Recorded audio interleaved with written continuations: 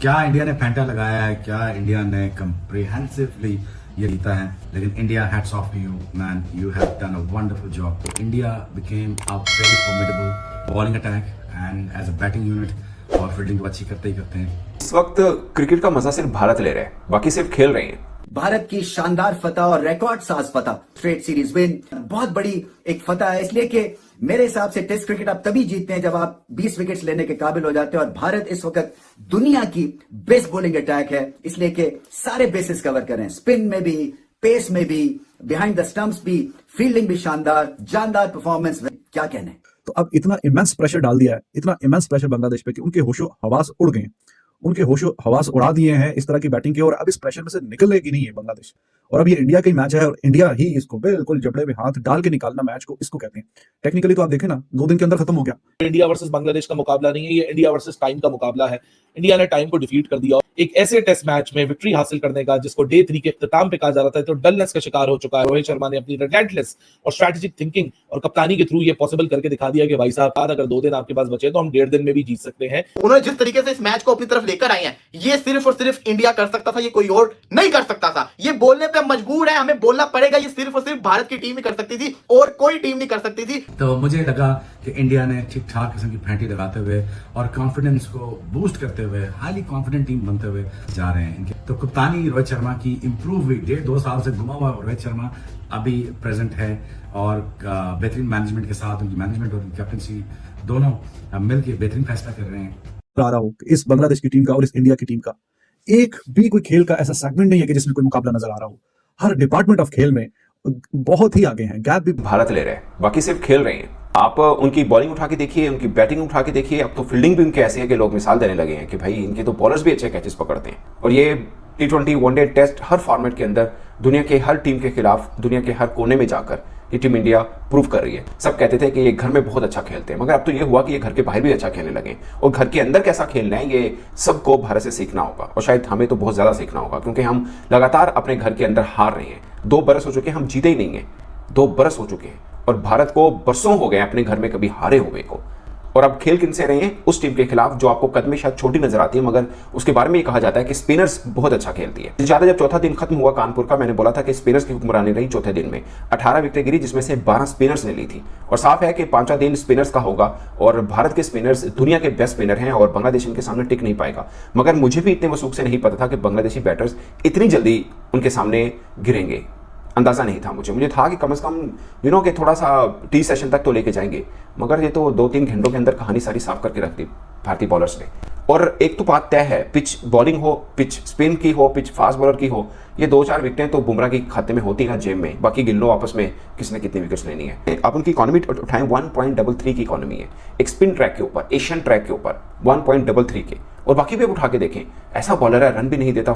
हारिस राव से पूछा था कि आपने विकेट्स लिए मगर आप रन बहुत खाते हैं, उन्होंने बोला जब विकेट लेनी होती तो रन खाने होते हैं। ये फार्मूला गलत साबित किया है बुमराह ने। उन्होंने बोला कि जब अपने विकेट लेनी होती है तो डराना होता है, दूसरे के बल्ले को बंद रखना होता है, सौदा थोड़ी करना है कि रन लो विकेट दो, ऐसा थोड़ी करना है। आपने अच्छी बॉलिंग। दोस्तों, इंडिया वर्सेस बांग्लादेश का दूसरा टेस्ट मैच चल रहा था, जिसमें इंडिया ने इनको फिर से धूल चटा दिया। ठीक है, 2-0 से इनको पेल के रख दिया भैया, मतलब इनको सांस भी नहीं आई, इस तरीके से जो है इनको पेला है। ठीक है, जसप्रीत बुमराह, अश्विन, जडेजा, सब ने भाई 3-3 विकेट लिया है, और आकाश ने 1 विकेट लेकर जो है इनकी जो है ना, मतलब की पूरी बैटिंग लाइनअप को, ठीक है, पूरी तरह से धराशायी कर दिया है। इनको जो है ना, मतलब ये पाकिस्तान में जो है इनको पाकिस्तान को पेल गए थे, तो जो है ये भूल गए थे, ये बोले थे कॉन्फिडेंस हमारा जो है काफी ज्यादा हाई है पाकिस्तान को पेलने के बाद। तो भैया अगर तुम्हारा कॉन्फिडेंस हाई है तो इधर भी लो रहेंगे, इधर तुमसे दुगनी है। ठीक है, तो इस तरीके से इनको पेला है ना, तो जो है ये मुझे नहीं लगता कि जो है अब जो है ये भूलने वाले हैं। इंडिया का जो है ये 18वां जीत था, जब तो एक बार फिर से जो है बांग्लादेश को जो है 2-0 से पेल के जो है इंडिया ने जो है इनकी औकात दिखा दी कि भैया तुम्हारी औकात यही है। ठीक है, तो दोस्तों इस पर जो है क्या कुछ जो है पाकिस्तानी मीडिया इस पर जो है बात कर रही है, उनका काफी ज्यादा रिएक्शन आ रहा है इस पर। तो आज मैं आपको यही सब कुछ दिखाने वाला हूँ, तो चलिए वीडियो स्टार्ट करते हैं। करके विकेट लेनी है, और वो बुमराह करके दिखाए हैं, आप अंदाजा कीजिए। और अब अश्विन की बॉलिंग देखें, चेन्नई के अंदर उन्होंने अपने बल्लेबाजी से जिताया, यहाँ पर उन्होंने अपने बॉलिंग से जिताया। एक ऐसा कॉम्बिनेशन बना हुआ है इंडिया का, ऐसा कॉम्बिनेशन बनाया, आप उनके 11 उठा के देखें, आपको सारे के सारे उसमें हीरे नजर आएंगे। तो बहरहाल Bumrah he is amazing bowler, he is a world class bowler. तो रेत की दीवार बांग्लादेश की बैटिंग ये इंडिया के सामने रेत की दीवार साबित हुई है, और बिल्कुल ऐसा ही है। इसी पहले सेशन में सारी बाकी की जो 8 विकेटें वो हासिल कर ली हैं। जडेजा वाज अमेजिंग, एक shows the strength of team India. Their bowling, their batting, all department of the game में जाके उन्होंने जिस तरीके से डोमिनेट किया हुआ है, और कल के जिस तरीके से बैटिंग की है ना इंडिया ने, अब उसमें से ये निकल नहीं सकेगा बांग्लादेश। जिस तरीके से इंडिया ने 35 ओवरों में 285 इतना तेज खेलते हुए सारे जो वर्ल्ड रिकॉर्ड्स हैं वो अपने नाम किए, और अब उसके प्रेशर में ये बांग्लादेश की जो टीम है ना, ये सस्टेन नहीं कर पाएगी।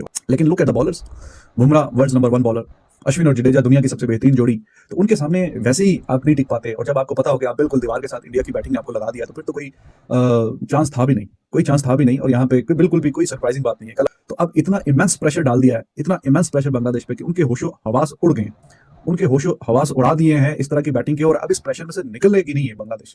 और अब ये इंडिया का ही मैच है, और इंडिया ही इसको बिल्कुल जबड़े में हाथ डाल के निकालना मैच को, इसको कहते हैं।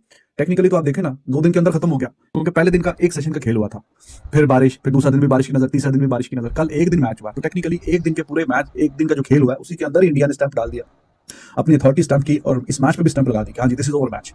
तो 15 सेशन में से सिर्फ 6 सेशन चाहिए थे इंडिया को कि बांग्लादेश को 2 बार आउट भी करे और फिर मैच में बिल्कुल जीतने के बिल्कुल करीब आ जाए। कोई कंपैरिजन है, कोई मुकाबला है किसी भी हवाले का, बॉलिंग का, बैटिंग का, स्पिन बॉलिंग का आ रहा हो इस बांग्लादेश की टीम का और इस इंडिया की टीम का? एक भी कोई खेल का ऐसा सेगमेंट नहीं है कि जिसमें कोई मुकाबला नजर आ रहा हो।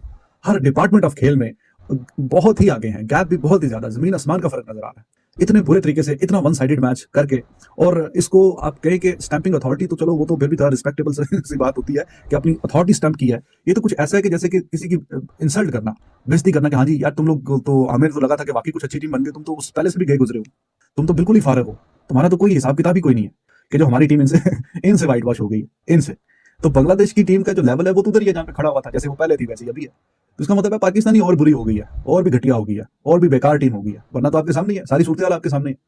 वो ये बांग्लादेश जो यहाँ पे बिल्कुल उसका बुरा हाल हुआ है, absolutely clueless. India versus Bangladesh का मुकाबला नहीं है, ये इंडिया वर्सेस टाइम का मुकाबला है। इंडिया ने टाइम को डिफीट कर दिया, एक ऐसे टेस्ट मैच में विक्ट्री हासिल करने का जिसको डे 3 के इख्तिताम पे कहा जा रहा था, तो डलनेस का शिकार हो चुका है, क्योंकि 2.5 दिन जाया हो चुके हैं। उस टेस्ट मैच में कैसे रिजल्ट पॉसिबल होगा, लेकिन रोहित शर्मा ने अपनी रिलेंटलेस और स्ट्रेटेजिक थिंकिंग और कप्तानी के थ्रू ये पॉसिबल करके दिखा दिया कि भाई साहब किस तरह टेस्ट मैच 2.5 दिन छोड़िए, 2.5 दिन जाया होने के बाद अगर 2 दिन आपके पास बचे तो हम 1.5 दिन में भी जीत सकते हैं। रिमेनिंग 8 विकेटें लेनी थी, एक सेशन में 8 विकेटें लेके इंडिया ने अपने आप को पॉइस कर दिया फॉर दैट मैजिकल विक्ट्री, जो कि शायद डे 3 के इख्तिताम पे किसी ने सोची ना थी। कप्तान रोहित शर्मा, जिसके पास डेडलिएस्ट बॉलिंग पेयर है अश्विन और जडेजा की शक्ल में, फिर जसप्रीत बुमराह जैसा एक स्किलफुल बॉलर है। India is weaving a magical history win at Kanpur. ये जो बॉलिंग अटैक है भाई साहब, this will sneak in, this will make your life hell. India has absolutely wreaked havoc on Bangladesh. पहले सेशन के अंदर जो कहा था वो ये लोग करके दिखाते हैं, क्योंकि इन्होंने जीतना होता है ना।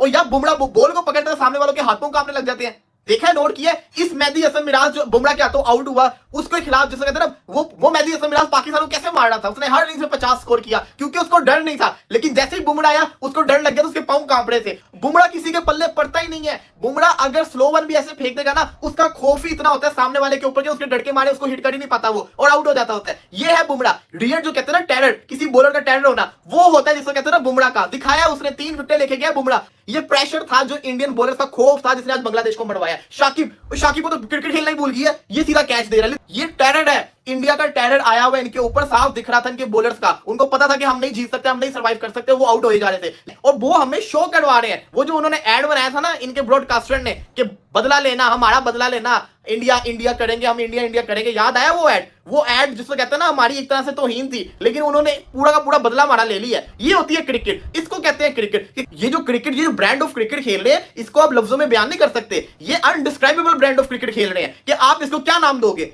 ये बेसबॉल भी नहीं है। रोहित शर्मा, जिस तरीके से विराट कोहली ने इंडिया को टेस्ट के अंदर पहचान दिलवाई, रोहित शर्मा उस लेगेसी को लेके चल रहा है, और रोहित शर्मा अनकरीब इनको ट्रॉफी भी जितवा देगा, क्योंकि रोहित को पता है ट्रॉफी कैसे जीतनी है। ये टीम अब रुकने नहीं वाली, ये न्यूजीलैंड का भी बुरा हाल करने वाली है, क्योंकि न्यूजीलैंड को ये छोड़ेंगे नहीं। इस टेस्ट मैच को जो उन्होंने बचाया है ना, मैं आपको लफ्जों में नहीं बयान कर सकता। ये टेस्ट मैच मेरी नजर के अंदर, क्या सबकी नजर के अंदर खत्म हो चुका हुआ था। इस टेस्ट मैच को जीतना, इन्होंने अपनी WTC के फाइनल के टिकट को कंफर्म किया है। उन्होंने जिस तरीके से इस मैच को अपनी तरफ लेकर आए हैं, ये सिर्फ और सिर्फ इंडिया कर सकता था, ये कोई और नहीं कर सकता था। ये बोलने पे मजबूर है, हमें बोलना पड़ेगा, ये सिर्फ और सिर्फ भारत की टीम ही कर सकती थी और कोई टीम नहीं कर सकती थी जो इन्होंने इस मैच को चेंज करके रख दिया है। कोई तस्वुर भी नहीं कर सकता, ये लोग वो काम करते होते हैं। और हमारा शान मसूद कप्तान कहता है कि मुझे एक हफ्ता जिसको कहते हैं ना सुकून नहीं मिला बांग्लादेश से हारने के बाद। और भाई तुम्हें अगर इतनी टेंशन होती तो तुम रिजल्ट की तरफ जाते ना, रिजल्ट ओरिएंटेड जिसको कहते हैं ना क्रिकेट खेलते। अगर नहीं होती तो जाके रोहित शर्मा की इंटर्नशिप कर लो जाके, वो आपको कप्तान। तो दोस्तों पाकिस्तानी मीडिया जो है इंडिया की जो है काफी ज्यादा तारीफ कर रही है कि भैया ये जीत जो है जीत नहीं थी, कि ये जो है पाकिस्तान के जो है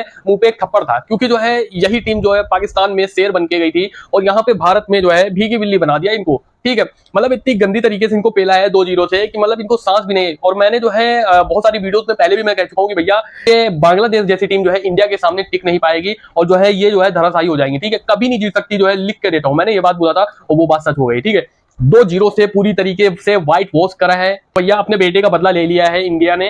तो जिस तरीके से इनको पेला है ना, अब इनको जो है मुझे लगता है कि 2-3 साल तक ये चीज याद रहने वाली है कि भैया किस तरीके से पाकिस्तान और जो है किस तरीके से इंडिया किस तरीके से खेलती है ना, वो डिफरेंस इनको नजर में आ गया होगा कि जो है पाकिस्तान एक अलग लेवल है और इंडिया एक अलग लेवल है। ठीक है, इंडिया के सामने जो है तुम जो है उनकी कंडीशन में आके हरा के चले जाओगे, यार ये तुम्हारी बस की नहीं थी कभी भी। ठीक है, जिसमें जो है जसप्रीत बुमराह, अश्विन, जडेजा, मतलब 3-3 विकेट यार बराबर विकेट देते हुए चले गए। ठीक है, तुमको पता था कि जो है इनके सामने तुम जो है टिक नहीं पाओगे। एक विकेट जो है आकाशदीप को जो है दिया था और बाकी जो है इनको 2 दिन में पेला है।